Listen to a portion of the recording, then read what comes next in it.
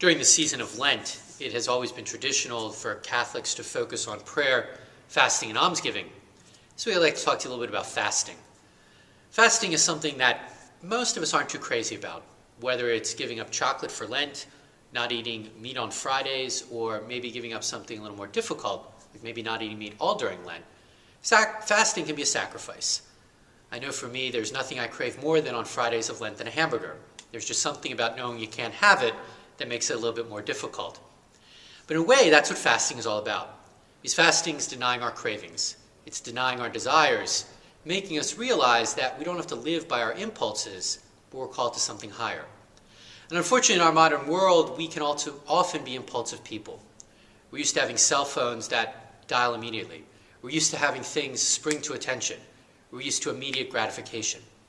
But fasting, through denying those things, through denying our own desires, our own cravings, teaches us to yearn for something more. It teaches us to yearn for the things of God. It also has another dimension, which is important for us to remember. Fasting also causes us to realize the blessings we have. Most of us have much more than we ever need.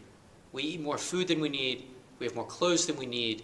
We are so blessed compared to so many other people in our world that denying ourselves, maybe feeling our stomach growl a little bit on a Friday, maybe not being quite as full as we would like, puts us in solidarity with most of the people in our world. And hopefully, it makes us aware of their need, that we can learn to sacrifice from our plenty to supply for their want. Again, fasting is not a popular thing for all of us, but it can teach us those two important lessons: to look for the deeper things in life, the things of God, and to learn to respond to the needs of our brothers and sisters. That's why it's such an important thing for us to focus on during the season of Lent.